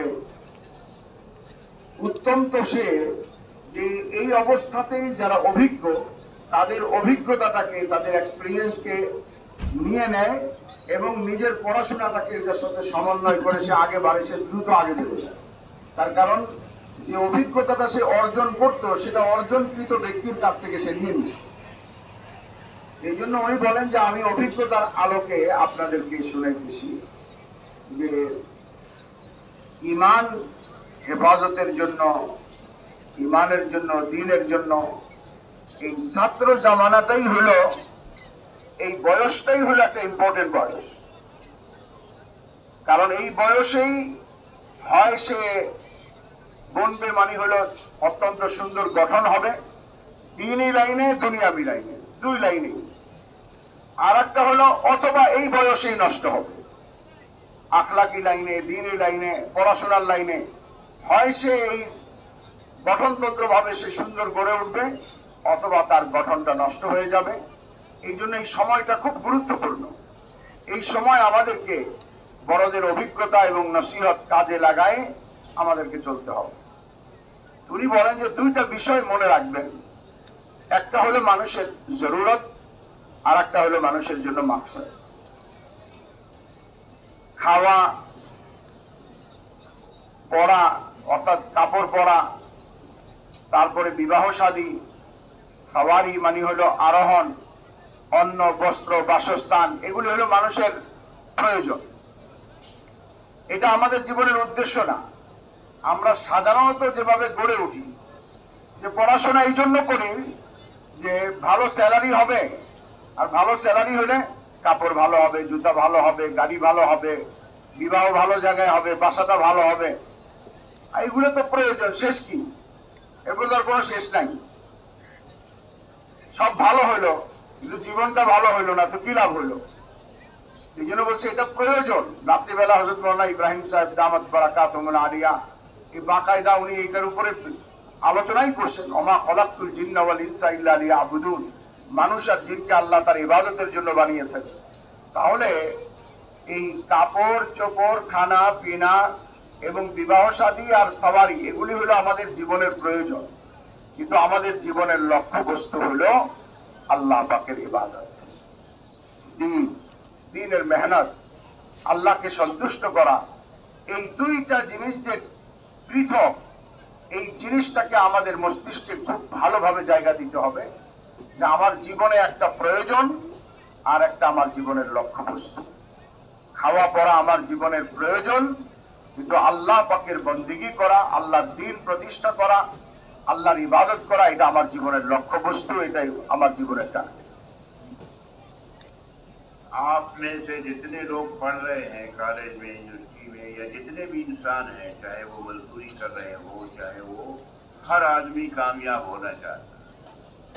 और सबसे पहले ये समझना चाहिए कि कामयाबी है क्या, व्हाट इज सक्सेस। कामयाबी किसको कहते हैं? अच्छा कपड़ा, अच्छा मकान, अच्छा सवारी, ये सब चीजें ये कामयाबी नहीं, तो जरूरत है। अल्लाह ने कलामे पाक में फरमाया है कि जो आदमी जहन्नम से बचा करके जन्नत में दाखिल कर दिया है, वो है कामयाब। फमन ज़ुहज़िहा अनिन नार व उदखिलल जन्नह फ़क़द फ़ाज़। ये तो आखिरत की हमेशा की कामयाबी। और दुनिया की कामयाबी को बताया कि जो आदमी ईमान के साथ, चाहे मर्द हो या औरत, ईमान और के साथ अच्छे अमाल करेगा, हम उसको दुनिया में चैन वाली जिंदगी, सुकून वाली जिंदगी, बरकत वाली जिंदगी, हयातन तय्यबा देंगे। यहाँ की भी कामयाबी और वहाँ की भी कामयाबी। अल्लाह ने बता दिया कि जो आदमी जहन्नम से बचा लिया गया, जन्नत पे दाखिल होगा, वो होगा ईमान व अमल पे। और दुनिया में भी जो सुकून मिलेगा, चैन मिलेगा, इज्जत मिलेगी, बरकत मिलेगी, वही ईमान व अमल पर। उसी की ये दावत और मेहनत है। ভাই উনি বলেন যে প্রথমে তো আমাদের জানা দরকার যে আসলে সফলতা কি। কারণ আমরা যারা এখানে ছাত্র, স্কুল কলেজ ইউনিভার্সিটি মাদ্রাসা, বৃদ্ধ যুবক সাধারণ মানুষ, সবার কাম্য বস্তু হইল সফলতা। তা আগে তো জানা দরকার যে আসলে সফলতা জিনিসটা কি। উনি বলেন যে সফলতা আমরা মনে করি যে ভালো কাপড়, ভালো জুতা, ভালো ঘড়ি, ভালো চশমা, ভালো গাড়ি, এটা তো সফলতা নয়। এটা তো কোরআন হাদিসে স্পষ্ট বলা আছে এটা প্রয়োজন। তো যেটা আল্লাহ প্রয়োজন বলছে, আমি যদি সেটাকে সফলতা মনে করি কোনোদিনই পাবো না। তো সফলতা কাকে বলে? তো আল্লাহ তাআলা কোরআনে পাকের মধ্যে স্পষ্ট আকারে বর্ণনা করেছেন যে ফামান যুহযিহা আনিন নারি ওয়া উদখিলাল জান্নাতা ফাকাদ ফাজ। যাকে মৃত্যুর পরে জাহান্নামের আগুন থেকে আল্লাহ বাঁচিয়ে দিলেন এবং জান্নাতে প্রবেশ করালেন, সে নিশ্চিত রূপে কামিয়াব হয়ে গেল, সফল হয়ে গেল। আচ্ছা, এটা তো হলো আখিরাতে, এটাই আসল, এটাই নগদ। কিন্তু আমরা তো আবার দুনিয়াটাকে একটু নগদ মনে করি। আমরা বলতে পারি যে বুঝছি মরলে পরে না হয় জান্নাত পাবো, এখন কি হইল, এখন কি পাবো? তো আল্লাহ তাআলা অন্য আয়াতে ইরশাদ ফরমান, মানে আমিলা সালিহাম মিন যাকারিন আও উনসা ওয়া হুয়া মুমিন।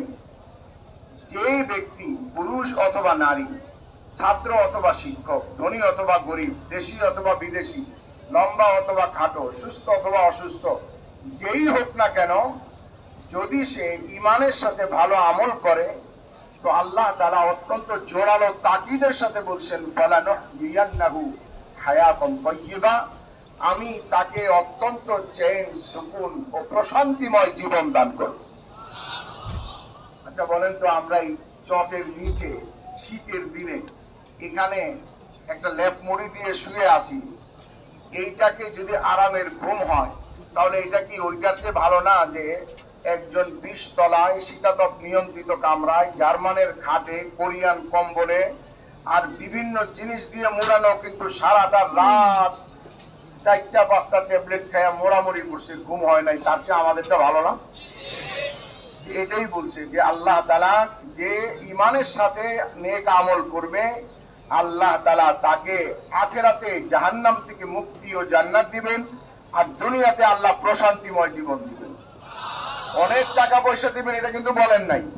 আল্লাহ তাআলা শান্তি দেওয়ার জন্য টাকার মুখাপেক্ষী না, মাটিতে শোয়াইয়া ছেঁড়া খাতার মধ্যেও খুব আরামের ঘুম দিতে পারে।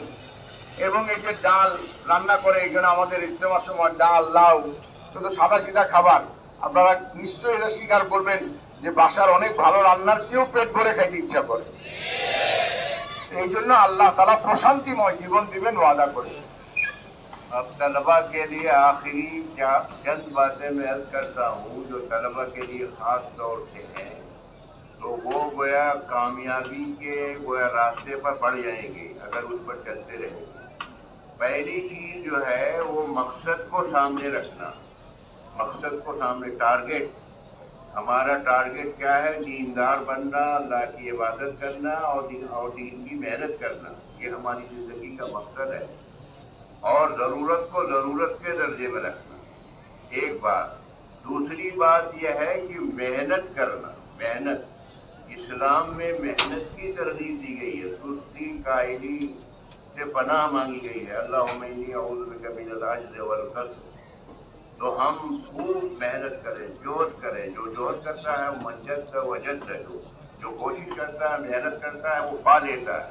तो अपनी पढ़ाई में भी खूब मेहनत करें, खूब काम करें, अपने दुरुस्त रहें, रेगुलर रहें क्लास में और अपने जिसमी चीज़ों में। मेहनत को कहा गया गोल्ड है, सोना, सोने की मिट्टी से सोना बना लेगा। और सुस्त काहिल है तो कोई उसको पसंद नहीं करेगा। पहली चीज टारगेट सामने रहे, मकसद, दूसरे मेहनत का आदि। উনি বলেন ওনার অভিজ্ঞতা থেকে কয়েকটা কথা বলতেছেন যে এটা ছাত্রদের জন্য খুব জরুরি। তো আশা করি আপনারা এটা মনে রাখবেন, এটার উপরে আমলও করবেন ইনশাআল্লাহ। তো উনি বলেন সর্বপ্রথম হলো যে সবচেয়ে প্রথম হলো যে আমাদের যে জরুরত আর মাকসাদের কথা বলছে, একটা হলো আমাদের প্রয়োজন আর একটা হলো টার্গেট। তো সব সময়ের জন্য মাকসাদটাকে সামনে রাখা, খাওয়া দাওয়া কাপড় চোপড় এটা করবো, নিষেধ করি না, কিন্তু এটা টার্গেট নয়। টার্গেটটাকে সামনে রাখা, সেটা হলো কি দিনের মেহনত, আল্লাহ পাকের ইবাদত। আমি আল্লাহ পাকের বন্দেগী করব, এবং দিনের উপরে চলবো এবং দিনের জন্য মেহনত করব। দ্বিতীয় জিনিস হলো পরিশ্রম, মেহনত ও পরিশ্রম, শুধু দিনের জন্যই না। আগেরটা তো বলছে মানে মাকসাদ সামনে রাখবো, সেটার মাকসাদের জন্য দিনের মেহনত করব, দিনের উপরে চলবো, আল্লাহর বন্দেগী করব, ঠিক আছে। আর দ্বিতীয় যে মেহনতটার কথা বলা হয়েছে, সে মেহনতটা দিনের মেহনত শুধু নয়, দুনিয়ার লাইনেও আমরা মেহনত করব। ইসলাম মেহনতকে প্রাধান্য দিছে, মেহনতকে পছন্দ করেছে। ইসলাম অলসতাকে পছন্দ করে নাই। মেহনতের প্রতিপক্ষ হলো অলস হওয়া। অলসকে মানুষও পছন্দ করে না, অলস ছাত্রকে শিক্ষকও পছন্দ করে না, আর অলস ইসলামও পছন্দ করে না। ইসলামের মধ্যে আল্লাহুম্মা ইন্নী আউযু বিকা মিনাল আজজি ওয়াল কাসলি, অক্ষমতা থেকে আর এরকম ভাবে অলসতা থেকে আশ্রয় চাইতে বলা হয়েছে। হ্যাঁ, অলসতা থেকে আশ্রয় চাইতে বলা হয়েছে। এক জায়গায় বলা হয়েছে অলসতা গুনাহের দরজা, অলস থাকলে গুনাহ ঢুকে। এই জন্য দুইটা জিনিস, এক নম্বর হলো মাকসাদকে সামনে রাখবো, অর্থাৎ আমি দিন মেহনত করব, দিনের উপরে চলবো, আল্লাহর বন্দেগী করব। আর দ্বিতীয় হলো মেহনত করব। পড়াশোনার ব্যাপারেও আমি ক্লাসে কখনো ক্লাস মিস দিব না, এবং আরো পড়াশোনার লাইনে আমার যতটুকু করার আমি সে লাইনে কোনো কমি করব না। আমি সেখানে খুব পরিশ্রম করব। পরিশ্রমকে স্বর্ণ বলা হয়েছে, गोल्ड बोला मुझे। और तीसरी चीज है, जिस लाइन में हम पढ़ रहे हो, चाहे डॉक्टरी में हो, इंजीनियरिंग में हो, और किसी भी सब्जेक्ट के पढ़ रहे हो, उसमें हम माहिर बने, एक्सपर्ट बने। आजकल स्पेशलिटी का दौर है, हार्ट स्पेशलिस्ट है, ये जो है टेलरिंग के स्पेशलिस्ट है, ये कंप्यूटर के स्पेशलिस्ट है। तो हम मेहनत करके किसी भी फील्ड में माहिर बन जाए। माहिर हजरत मौलाना अली मियां साहब रहमतुल्लाह अलैह तलबा को खिताब करते थे और कहते थे कि ये तलबा अगर दो बातें अपने अंदर पैदा करें, किसी भी लाइन के माहिर बन जाए, इख्तिसास, और दूसरे मुखलिस बन जाए, इखलास, तो ये कामिल बन जाएंगे, कामयाब हो जाएंगे लोग। इख्तिसास और इखलास, इख्तिसास स्पेशलिस्ट तो कोई भी बन जाएगा, गैर ईमान वाला है, लेकिन इखलास ईमान के साथ। तो ये दो बातें उन्होंने बताई, किसी भी लाइन में हम एक्सपर्ट बन जाएं और मुखलिस बन जाए तो कामयाब हो जाएंगे, यहाँ भी और वहाँ। तो मेरे मोहतरम अजीज दोस्तों, ছাত্র ভাইরা, তো উনি বলেন যে ছাত্র ভাইদের জন্য আর একটা জরুরি বিষয় হলো যে যে লাইনে আমরা পড়ি, ডাক্তারি পড়ি, ইঞ্জিনিয়ারিং পড়ি, অথবা অন্য কোনো সাবজেক্ট পড়ি, যে লাইনে পড়ি ওই লাইনে অত্যন্ত মাহির, অভিজ্ঞ, স্পেশালিস্ট হওয়ার চেষ্টা করি। উনি বলেন বর্তমান জামানা তো হলো স্পেশালিটির জামানা, ঠিক কিনা?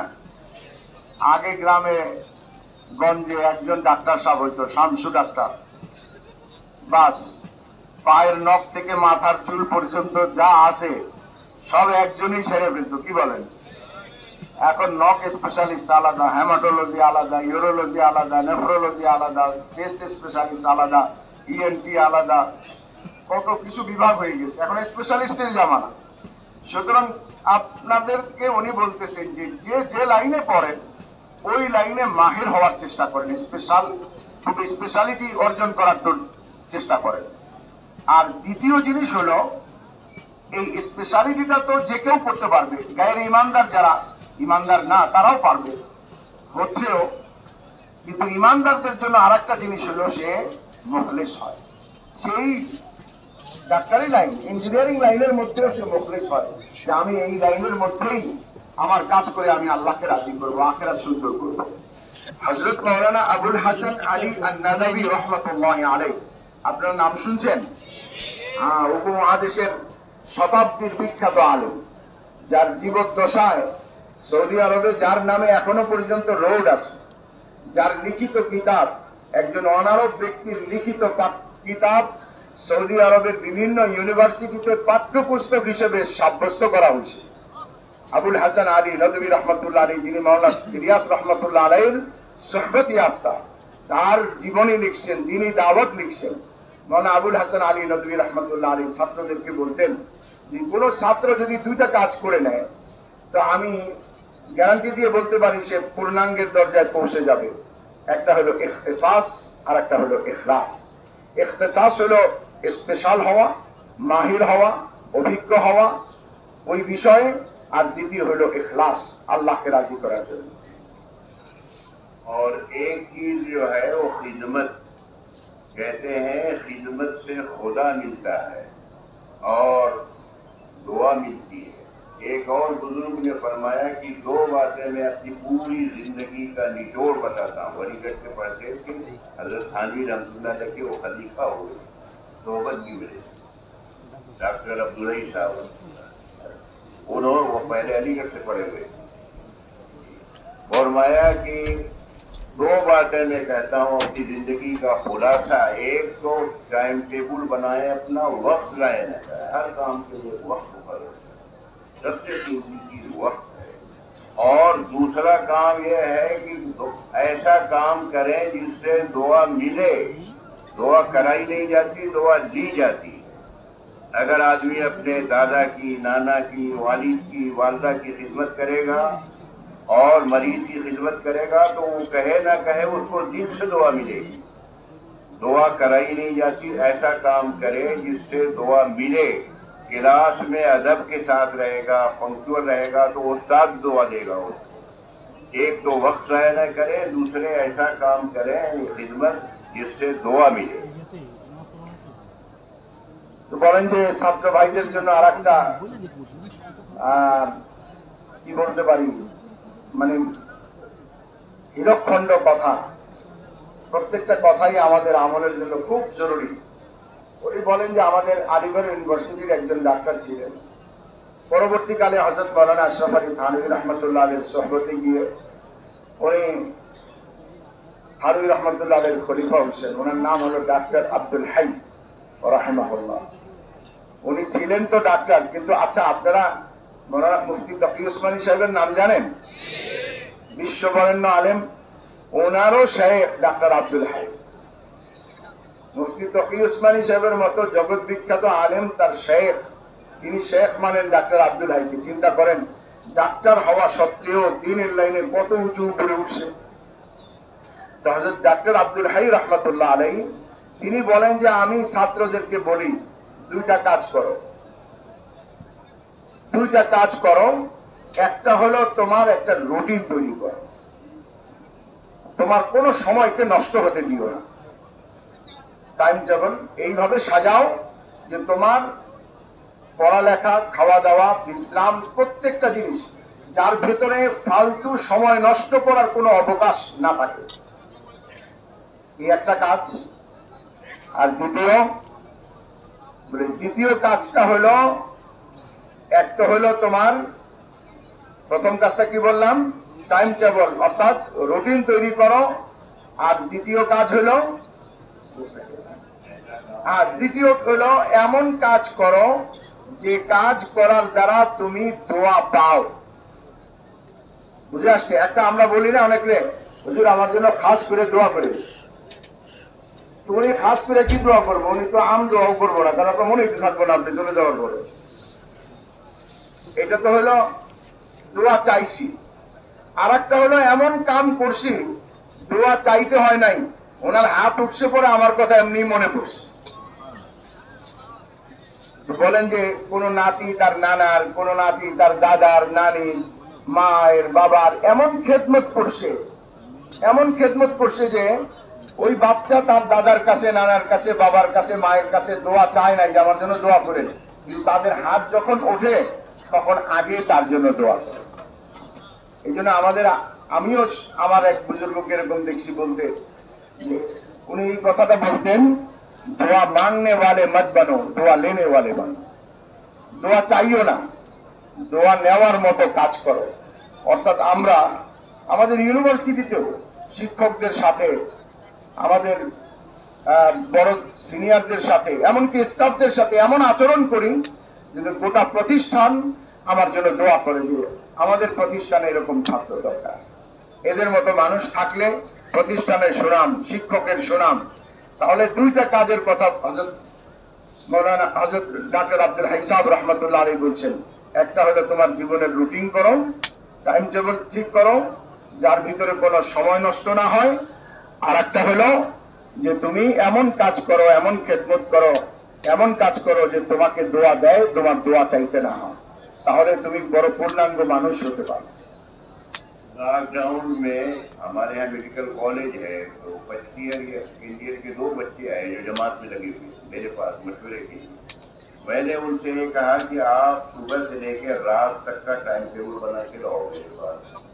और ढोले आए, हमने देखा उसमें थोड़ा चक्कर काफी अपनी सुबह उठ करके लेकर रात तक कब उठना है, कब पढ़ना है, कब मुलाकात करनी है, कब अपना आराम करना है, कितना, ये सब पूरा उन्होंने दोनों लड़कों, वो दोनों लड़के हॉस्टल में रहते हैं, जो मेडिकल हॉस्टल है वो, और बीच में जिनके रहे, लॉकडाउन खत्म हो गया तो वो मालूम हुआ कि वो पढ़ाई में आगे बढ़ते गए। और तबलीग के बच्चों के वो जिम्मेदार भी बने काम को, हॉस्टल के काम। अभी इस साल दोनों का फर्स्ट अटेम्प्ट में एमडी में दाखिला हो गया, all India competition time table बनाने की वजह। एक को मेडिसिन मिला, एक को दूसरे बना, और 4 महीने भी लगा दिए। উনি বলেন যে লকডাউনের সময় আমাদের আলিগড় ইউনিভার্সিটির 2 জন ছাত্র আমার কাছে আসে, তো কি করবে পরামর্শের জন্য। উনি বলছে যে তোমরা এক কাজ করো, আগে রুটিন বানাই নিয়ে আসো সকাল থেকে রাত পর্যন্ত।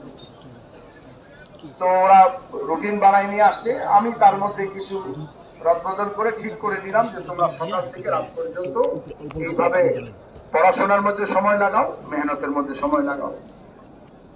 তো 2 বছর লকডাউনের মধ্যে ওরা হোস্টেলেই ছিল, বাড়িতে যায় নাই, হোস্টেলে থেকে ওই রুটিন অনুযায়ী কাজ করছে আর রুটিন অনুযায়ী আমল করছে। এই সময়ের প্রতি যত্নবান হওয়ার কারণে বর্তমানে ওরা পরবর্তীকালে আলিগড় ইউনিভার্সিটির দাওয়াত ও তবলিগের ছাত্রদের জিম্মাদার হয়েছে এবং বর্তমানে তারা অল ইন্ডিয়া, পুরা গোটা ইন্ডিয়ার মেডিকেল ভর্তির মধ্যে তারা 2 জনে প্রথম ফার্স্ট ক্লাস আসছে। একজন মেডিসিনে, একজন অন্য বিভাগে, তারা 2 জনেই ফার্স্ট ক্লাস হয়েছে, প্রথম হয়েছে।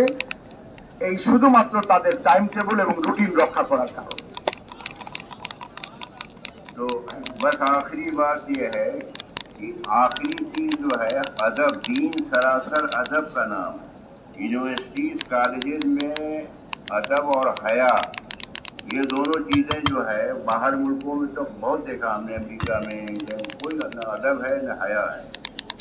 हालांकि दीन हमारा सरासर अदब का नाम, बाअदब बानसीब, और हया खुसूसी शोबा है ईमान का।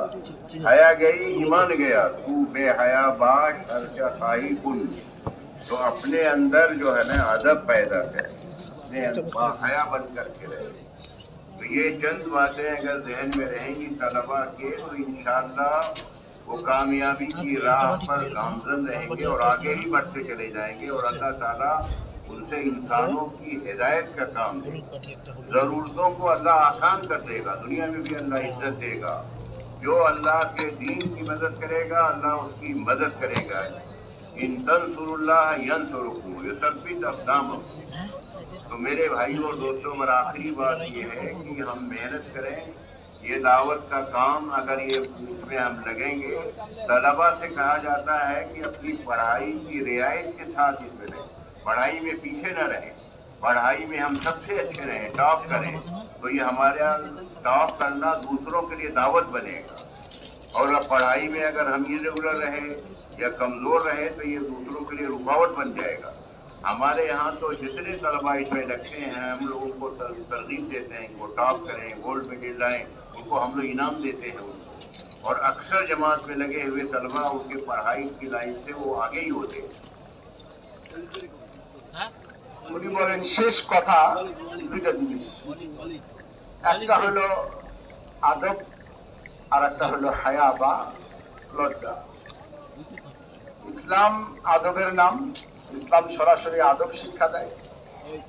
গোটা ইসলামটাকে যদি আপনি এক শব্দে বলতে চান, যে আমাকে এক শব্দে বলেন যে ইসলাম কি শিক্ষা দেয়, তাহলে আপনি এক শব্দে বলতে পারেন ইসলাম আদব শিক্ষা দেয়। নামাজ বলেন, রোজা বলেন, হজ বলেন, যাকাত বলেন, সবকিছুই আদবের নাম। যে স্রষ্টা আমাকে তৈরি করছে তার সামনে নতজানু হওয়া, এটা আদব। তো উনি বলেন যে আমি বিশ্বের অনেক দেশে, আমেরিকাতে, ইংল্যান্ডে, ইউরোপে, বিভিন্ন ইউনিভার্সিটিতে আমার যাওয়ার সুযোগ হয়েছে। তো বহির্বিশ্বে ইউনিভার্সিটি থেকে হায়া এবং আদব এই 2টা তো অনেক আগে উড়ে চলে গেছে।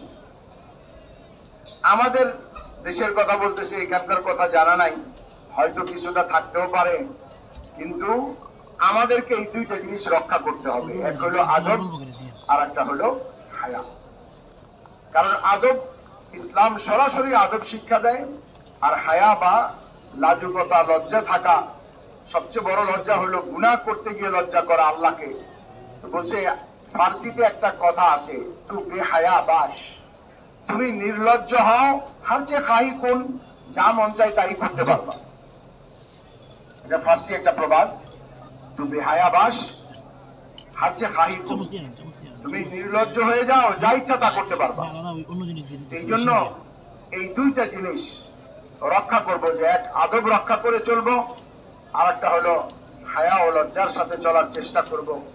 চাই সেটা পর্দা পশিদার লাইনেই হোক, চাই সেটা পোশাক আশাকের লাইনেই হোক, অথবা সেটা আল্লাহকে লজ্জা করে গুনাহ থেকে বেঁচে থাকার লাইনেই হোক। তো যদি আমরা এই দুইটা কাজ করতে পারি, তো ইনশাআল্লাহ আল্লাহ আমাকে আপনাকে হেদায়েতের জরিয়া বানাবেন এবং উন্নতির রাস্তায় আমরা সর্বদা उन्नति करते ही থাকবো इंशाअल्लाह। अब बस आखिरी बात यह है कि जो हमारे फाइनल ईयर के तलबा हैं, पढ़ाई जिनकी खत्म हो रही है, वो तो 4 महीने की नियत करें, अपने साथ 4 महीने की जमात बनाएं, अपनी क्लास से, अपने हॉस्टल से 4 महीने लगा के फिर किसी अपने जॉब में या किसी और काम में जाएं।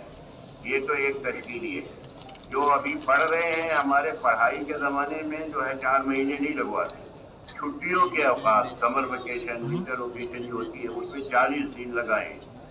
अपने मकाम पर रहते हुए जो है मकामी काम, जो अपनी हॉस्टल में जो मस्जिद हो या महल्ले में जो मस्जिद हो, मस्जिद की जमात से जुड़ करके अपनी पढ़ाई के रियायत के साथ जो 5 काम बताए जाते हैं, अगर मकामी काम में जुड़े रहेंगे तो वक्त हमारा महफूज रहेगा, पढ़ाई में भी अच्छे रहेंगे। और नीयत ये रखें कि छुट्टियों में लगाएंगे और पढ़ाई से फारिग हो जाएंगे तो 4-4 महीने, इस साल जो फारिग होने वाले हों वो 4 महीने में निकल जा सकते हैं पढ़ाई इम्तिहान के बाद। अब इसके लिए इरादे करें। बस वही बोलें যে আপনাদের কাছে শেষ আরজ হলো, যারা আমরা পড়ালেখা শেষ করে ফেলেছি, ফাইনাল ইয়ার পরীক্ষা দিয়ে ফেলেছি অথবা এখনই দিব, এবছরই দিব, তারা তো নিয়ত করি যে প্রথমে 4 মাস দাওয়াত ও তাবলীগে সময় লাগায় এরপরে আমরা কর্মজীবনে যাব। তাহলে ইনশাআল্লাহ আমি যে মাহলেই যাই, আমার দ্বারা কোনো মাহল, আমি মাহলে মুতাসির হব না, বরং আমি মাহল বানাইতে পারবো, আমার দ্বারা তৈরি হবে। আর যারা এখনো পড়াশোনা শেষ করে নাই, তারা পড়াশোনা চলাকালীন যে সমস্ত ছুটিগুলি হয়, শীতকালীন ছুটি, গ্রীষ্মকালীন ছুটি, ঈদের ছুটি, এই ছুটিগুলির মধ্যে লম্বা ছুটিতে 40 দিন, আর যদি এর চেয়ে ছোট ছুটি হয় তাহলে সেখানে 10 দিন 15 দিন করে সময় লাগাইতে থাকবো। যে সময় আমাদের পড়া শেষ হবে, ফাইনাল ইয়ার দিয়ে দিব, তখন আমরাও 4 মাস লাগাই তারপরে কর্মজীবনে যাব। ঠিক আছে ইনশাআল্লাহ?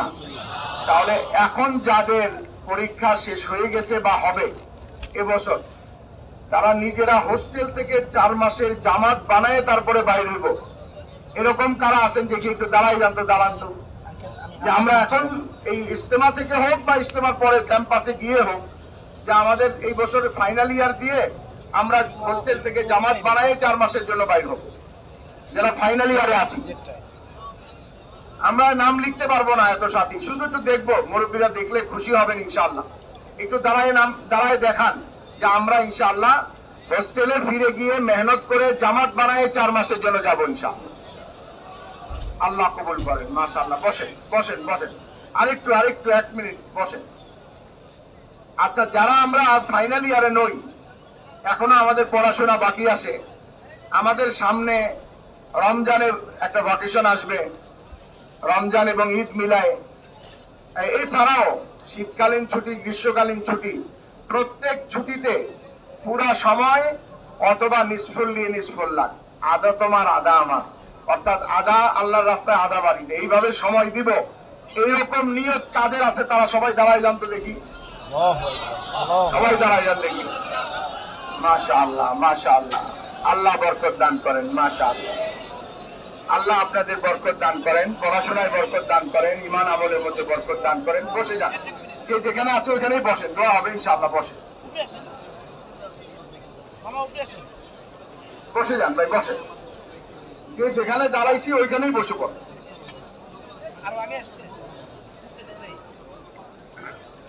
दरूद शरीफ पढ़ने, दुआ करने।